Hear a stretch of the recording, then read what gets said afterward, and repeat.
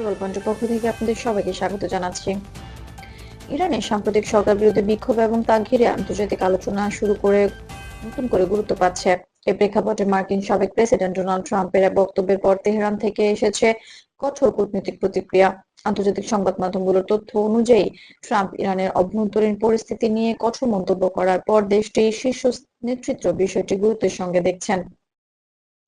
ইরানের পররাষ্ট্রমন্ত্রী আব্বাস আরাগচি এক বিবৃতিতে বলেন, যুক্তরাষ্ট্র যদি ইরানকে পরীক্ষা করার চেষ্টা করে তাহলে দেশটি নিজের সার্বভৌমত্ব ও জাতীয় স্বার্থ রক্ষায় প্রস্তুত থাকবে।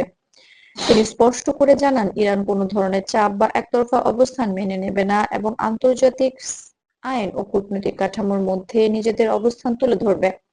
বিশ্লেষকদের মতে এই বক্তব্য মূলত একটি কূটনৈতিক বার্তা, যার মাধ্যমে ইরান জানতে চাইছে যে দেশটি নিজেদের নিরাপত্তা ও স্বাধীন সিদ্ধান্তের প্রশ্নে আপোস করতে রাজি না। একই সঙ্গে তারা বলছে, ইরান এখনো আলোচনার পথ পুরোপুরি বন্ধ রাখেনি, বরং আন্তর্জাতিক সংলাপের গুরুত্ব অস্বীকার করছে না।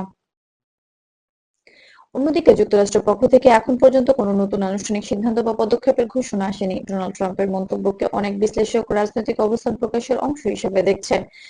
তাদের মতে এই ধরনের বক্তব্য বাস্তব নীতিগত পরিবর্তনের চেয়ে রাজনৈতিক চাপ তৈরি ক্ষেত্রে বেশি ব্যবহৃত হয়। আন্তর্জাতিক মহলেও ইরান ও যুক্তরাষ্ট্রের এই পাল্টাপাল্টি বক্তব্য গভীরভাবে পর্যবেক্ষণ করা হচ্ছে।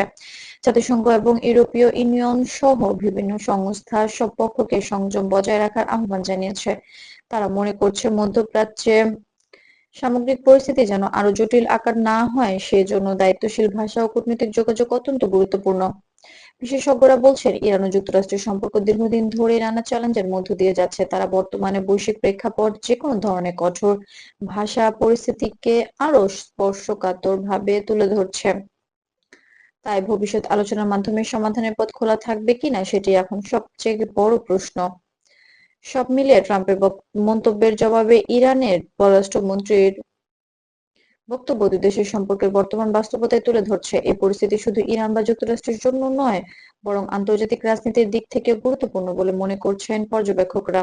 গ্লোবাল পয়েন্টের সঙ্গেই থাকুন আন্তর্জাতিক ও দেশের গুরুত্বপূর্ণ সব আপডেট সবার আগে পেতে। ভিডিওটি ভালো লাগলে লাইক দিন, আপনার মতামত জানান এবং নিয়মিত নির্ভরযোগ্য খবর পেতে আমাদের চ্যানেলটি সাবস্ক্রাইব করতে ভুলবেন না।